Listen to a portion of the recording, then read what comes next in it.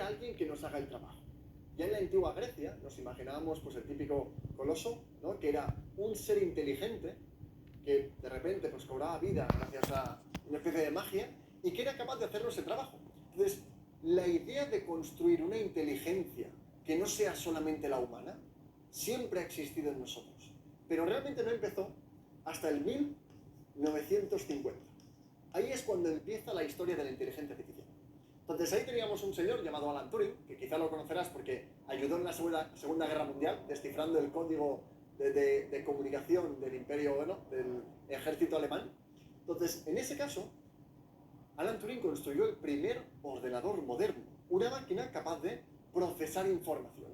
Entonces, Alan Turing cuando creó el ordenador se preguntó por primera vez, ¿pueden las máquinas llegar a ser inteligentes? Tengo una máquina que hace cosas sin que yo le diga lo que tiene que hacer, de forma automática. Es como que piensa casi. Entonces, ¿puedo llegar a crear verdadera inteligencia en una máquina? Y gracias a esta pregunta empezó la obsesión científica por crear inteligencia. Y desde entonces hemos avanzado bastante. Tenemos bases de datos, ¿no? Un disco duro.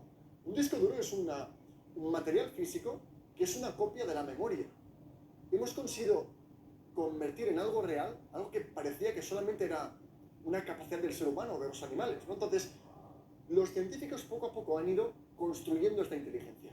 Y lo curioso es que la primera versión lo definimos en la etapa del conocimiento. ¿Por qué? Duró más de 50 años, esto es, del 1950 al 2010, y para ese entonces, la forma que hemos tenido de crear inteligencia era dar instrucciones, era crear algoritmos.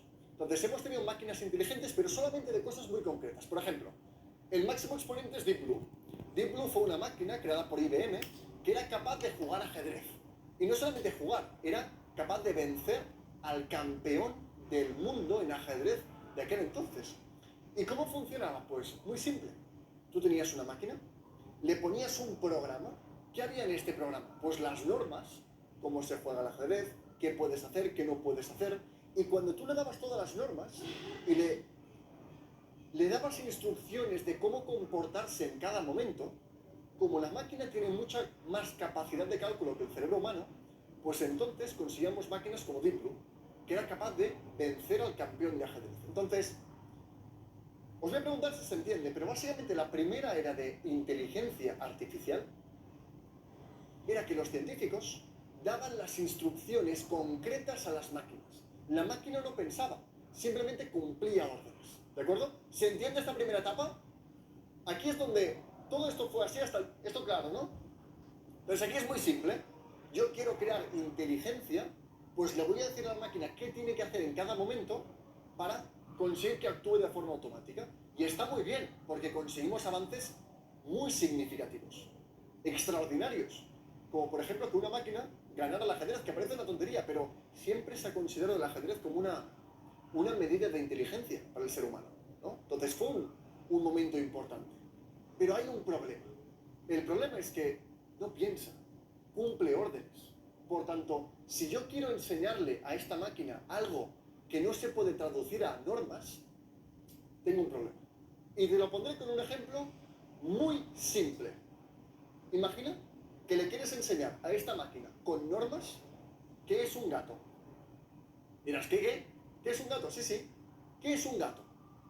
¿Cómo le explicas a una máquina qué es un gato? Tú sabes que es un gato y cuando lo ves lo identificas, no porque tienes unas normas de lo que es un gato, no porque recuerdas todas las imágenes que has visto de un gato, sino porque tu inteligencia sabe identificar que eso es un gato. Has aprendido la idea de un gato, ¿no? Entonces, ¿cómo hago que esto lo haga una máquina? Porque no le puedo dar normas. No le puedo dar un gato es un gato cuando pasa esto. Pero ¿y si de repente le doy una imagen donde se ve un gato de espaldas? Ya no cumple las normas. La máquina no sabrá identificarlo. Entonces, ahí tenemos un problema. Y ahí es cuando llegamos al 2012. Y este es un momento importante porque ponemos las bases o creamos la tecnología necesaria para llegar donde estamos hoy. Y creamos las redes neuronales. ¿Qué es una red neuronal? Si yo no le puedo explicar a una máquina qué es un gato, ¿y si hago que la máquina aprenda sola? Que ella misma aprenda de forma automática qué es un gato y cómo. con patrones. Entonces le doy muchas imágenes de gatos y le digo, oye, busca patrones, aprende por ti mismo qué es un gato, busca patrones que veas en todos estos miles de datos y estas miles de imágenes, y cuando yo te enseño una imagen, me tienes que decir si es un gato o si no lo es. Este pequeño invento se hizo de moda o explotó en ImagineNet, un concurso de visión por computación de la Universidad de Toronto, que ganó el premio. Ahí todas las grandes empresas, Google, Facebook, Amazon, Apple, absolutamente todas, se volcaron de lleno a la inteligencia artificial. En el 2015 aparece AlphaGo, creado por Google, que es la primera IA que es capaz de jugar a un juego que tiene opciones infinitas. ¿Qué significa esto? Claro, el ajedrez es fácil porque tiene normas concretas, pero un juego que tiene infinitas posibilidades, no le puedes dar normas. Tienes que crear una especie de inteligencia. Tienes que crear una máquina que aprenda a jugar, que sea creativo, que no siga normas, sino que piense de alguna forma. En el 2015 se presentó AlphaGo, un modelo de inteligencia artificial que ganó al campeón del mundo de Go, un juego asiático, similar al ajedrez, pero con opciones infinitas de juego. Entonces, ahí es donde empezamos a avanzar de verdad. Ahí es cuando aparece la era de los datos. En la primera era, yo le digo a la máquina lo que tiene que hacer. En la segunda, creo una red neuronal que te lo puedes imaginar como si fuera un cerebro digital lleno de neuronas. Estas neuronas yo les doy datos y las neuronas de forma automática van encontrando patrones. Pues por ejemplo, en una red neuronal para identificar animales, pues una neurona se va a fijar en las orejas, otro en los pies, en el pelo, en pequeños detalles, y encontrando no 3 patrones, cientos de miles de millones de patrones, acabamos desarrollando inteligencia. No piensan, no son conscientes, pero gracias a tantos datos y tantos patrones han conseguido aprender. Aquí lo que vemos es que hemos creado la habilidad para una máquina de aprender. Si yo le doy datos, va a ser el mejor. Si yo le doy datos financieros, va a ser el mejor financiero del mundo. Si le doy datos médicos, va a ser el mejor médico del mundo. Si yo le doy datos creativos de imágenes, de cuadros, va a ser el mejor creativo del mundo. Hemos creado nuestro propio fin. Aquello que nos hace únicos ya no es la inteligencia, porque ahora hemos creado una inteligencia artificial. Ahí llegamos al 2017-18, donde Google dice, hostia, esto está muy bien, pero tarda mucho. Necesito un montón de datos para entrenar a un modelo. ¿Y si hago que otra IA entrene a otra IA? ¿Y si hago que una inteligencia artificial entrene a otra? Y ahí descubrimos un nuevo mundo de posibilidades y construimos IAs creadas por sí mismas. Y aquí tenemos un ejemplo, Jordi, que no sé si nos quieres comentar, que ahora pondremos en pantalla, de cómo una IA enseña a otra IA. De hecho, ahora vamos a ver un vídeo por pantalla donde vais a ver cómo realmente, bueno, esta es cómo la inteligencia artificial es capaz de autoaprender, ¿no? Ahora os lanzarán desde realización el vídeo y vais a ver que, bueno, es un robot con forma no sé cómo decir, no es forma humanoide, es forma de perro, casi, un cuadrúpedo, que desde cero, sin tener ni idea de andar, tiene un objetivo. Y el objetivo es llegar de un punto A a un punto B. Aquí lo que está pasando es que la inteligencia artificial, por un método que se llama por refuerzo, ¿no? Aprendizaje por refuerzo, o reinforcement learning, aquellos que lo vemos en las primeras sesiones, lo que está haciendo es ir mejorando. Era como un niño pequeño que poco a poco va aprendiendo a caminar. Fijaos que en 40 minutos ya se mantiene de pie y en cuestión de una hora es capaz de andar, que lo pueden tumbar, le pueden hacer patadas, que eres capaz de andar y no lo van a poder tirar. Esto es capaz de hacerlo en 60 minutos. 60 minutos, una hora. Este es un ejemplo que puede ser anecdótico, pero esto es el poder de la IA. El poder de la IA al final es que somos capaces de entrenar. Podemos entrenar modelos de inteligencia artificial sin necesidad de un humano. Simplemente objetivo A, objetivo B y modelos como este que me permiten andar. Tenemos otros tantísimos ejemplos, no Arnau, desde en medicina, en matemáticas, en geometría, en álgebra. Tantísimos ejemplos de modelos como este que permiten dar avances sin necesidad del humano. Esto es lo más impactante. Exactamente, aquí lo que estamos viendo es que esta tecnología va mucho más allá. Por eso hablamos de la era exponencial. Estamos diciendo que la propia inteligencia artificial es capaz de crear más inteligencia. En los próximos años, Elon Musk decía que en 5 años, el 1% de la inteligencia del mundo será humana. El 1%. ¿Dónde nos deja a nosotros? ¿qué rol tenemos ahora? ¿Cómo podemos adaptarnos? Lo que está claro es que dejando pasar esto, seguro que no. No saber dominar esto, seguro que no es la opción. Entonces tenemos, primero yo le doy las normas. Después creo una red neuronal, que te la puedes imaginar como un programa lleno de neuronas, parámetros conectados entre ellos, como si fuera un cerebro humano, donde yo le doy datos y buscando patrones aprende de forma automática. La máquina o el cerebro digital no sabe que un gato es un gato porque es inteligente o porque tiene conciencia y lo identifica. No sabe que un gato es un gato porque recuerda todas las imágenes que ha visto. Sabe que un gato es un gato porque identifica patrones que le permiten llegar a esa conclusión. Igual que tú, igual que nuestro cerebro. Cuando tú ves un número escrito, no sabes que un 4 es un 4 porque recuerdas todos los 4 que has visto escritos. Lo sabes porque encuentras un patrón. Tu cerebro ha abstraído la inteligencia, el concepto de un 4. Es lo mismo. Hemos creado inteligencia artificial. Y lo repito porque es que nunca ha habido algo tan importante como esta tecnología. Hemos visto que ahora podemos hacer que las IAs entrenen a otras IAs, pero en todos estos casos tenemos un problema. ¿Cuál es el problema? Que cada uno de estos modelos se centran en algo muy concreto. Yo tengo una IA para redes sociales. Cuando tú vas por Instagram y te sale siempre contenido que te gusta, no es que hay alguien diciendo a Juan le gusta esto, pónselo. No, hay una IA, todos son IAs. Absolutamente todo tu día a día está rodeado de inteligencia artificial. Pero todas ellas son muy específicas, son demasiado concretas. Y sí queremos crear una inteligencia general. Una inteligencia que pueda mantener una conversación conmigo. Una inteligencia que pueda automatizar mi negocio. Una inteligencia que responda a tus correos.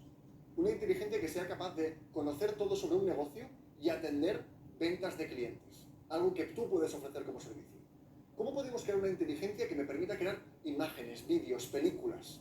Que me permita crear canciones. Que pueda programar, que me entienda. Que yo le pueda explicar lo que quiero y que lo haga. Esto no llegó hasta el 2020 y oficialmente el 2022 con la llegada de ChatGPT. Y esta es la última etapa. La etapa de la inteligencia. Y aquí OpenAI básicamente lo que dijo es, ¿vale? Tenemos redes neuronales que le damos datos, pero ¿y si creamos una red neuronal enorme? Enorme me refiero, enorme. De billones, 165 billones de neuronas. O 1,7 trillones de neuronas. Y le damos un montón de entrenamiento y nos gastamos miles de millones de dólares en energía y en máquinas y en entrenamiento. Y le damos, fíjate en esta imagen, todo el texto jamás escrito por el ser humano, como entrenamiento. Esto es el entreno de ChatGPT 4. Esto es todo el texto jamás escrito por el ser humano. Y si le damos todo el texto de Internet, toda la Wikipedia, todos los libros, y dejamos que las neuronas busquen patrones, pues casi por arte de magia, ese modelo aprende a hablar. Y cuando aprendes a hablar, el lenguaje es el sustrato del pensamiento de alguna forma, ¿no? O de la inteligencia. Puede pensar, puede reflexionar. No lo hace del todo, pero lo parece. Le puedo pedir que me cree una canción, le puedo pedir que me responda a correos, le puedo pedir que me cree una campaña de marketing, un plan de empresa, le puedo pedir que me haga todas las tareas de mi día a día. Y si sé hacerlo, lo puedo automatizar. Esto es lo que está pasando. Así que ahora ya entiendes una parte muy importante de lo que veremos estos días. Entiendes que en el momento actual estamos ante la mayor revolución tecnológica de la historia. Esto, mires por donde lo mires, es una amenaza. Y debes preocuparte. No solamente para aprovechar la oportunidad, sino para evitar que esto te deje totalmente desplazado. Ahora bien, si lo haces, hay oportunidades. Puedes beneficiarte de esto. Puedes ayudar a tener una mejor calidad de vida, porque esto es lo importante. A que trabajes menos, que ganes más, que tengas más valor como profesional, que tengas menos estrés, que en cualquier reto puedas afrontarlo. Que si algo no lo sabes hacer, que te apoyes en la IA. Y todo esto lo hemos logrado con años y años de desarrollo. Primero le digo a la máquina lo que tiene que hacer, después me invento un cerebro digital llamado red neuronal, le doy datos y dejo que aprenda solo, aunque IAs se entrenen entre ellas y finalmente llegamos al modelo actual, donde tenemos que entender los transformers, pero tampoco es importante ahora, donde básicamente le hemos dado todo el texto posible y hemos creado una inteligencia general que puede hacer lo que yo le pida. Puede hacer canciones, responder, puede hacer lo que yo le diga. Y esto es lo que tú puedes aprovechar, porque es accesible. Lo que ahora deberías estar preguntando es, ¿y cómo lo uso? ¿Y cómo hago para sacarle provecho? Y esto es lo que nos toca ahora. Vamos a la práctica. Ahora vamos a entender cómo funciona. Pero antes, te dejo con una historia. Con una persona que, igual que tú, empezaba de cero, probablemente no tenía ni idea de lo que era la IA, o no la utilizaba en su día a día, y a día de hoy no solamente ha conseguido un cambio en su vida, sino que, gracias a utilizar la IA, vive mejor, gana más, tiene más tiempo, se siente más seguro, y de esto se trata. Así que vamos con la historia y seguimos. Cristian Macías, soy de Barcelona, trabajo desde un poquito antes de la pandemia de manera virtual, o sea, estoy gestionando 2 centros de educación infantil, primaria y secundaria en Barcelona y bueno, me dedico a gestionarlo absolutamente todo, temas administrativos, temas contables, personal. Estuve visualizando el tema de esta presentación que hicisteis durante X días o semanas y ahí dije, esta es la mía, tengo que hacerlo sí o sí. Tengo un par de nuevos amigos que se llaman agentes X, Y, Z y me van súper bien, que será, ahora busco esto, entonces me tengo que ir aquí, ahora tengo que hacer eso, tengo que consultar allá, tengo que hacer eso. Ahora es pim pam, la verdad es esa. O sea, optimización del tiempo al 400%. Y yo voy a poder hacer el trabajo de unas cuantas personas sin excesivamente mucho trabajo que tirarse a la piscina, porque o hacemos esto ahora o se nos comerán vivos. Es fantástico, son fantásticos y intentan. Claro, tienen gente de todos los lados y de todos los niveles, me refiero a nivel técnico, ¿eh? Ahí están ellos y lo hacen de una manera súper fácil. O sea, además les ponen ganas y se ve que se nota que les gusta lo que están haciendo y que yo de verdad les auguro un futuro brutal porque es que se les ve muy buena gente y además con muchas ganas de enseñar todo lo que ellos han aprendido y lo que saben y demás. Son encantadores, la verdad es esa. Este es el ejemplo de Cristiano. Cristiano es un alumno que ha pasado por la academia y hace 3-4 meses que empezó a utilizar la IA y este es el cambio brutal que ha pasado, qué ha sucedido y cómo lo está aplicando como un profesional. Dicho esto, habéis visto que ha habido un cambio entre Arnau y yo. Vamos a la parte práctica, vamos a aplicar, a implementar la inteligencia artificial en modelos como ChatGPT. Así que os pregunto antes de empezar, ¿listos? ¿Qué tal estáis? ¿Bien? ¿Listos? ¿Preparados para la parte práctica? Os veo por detrás.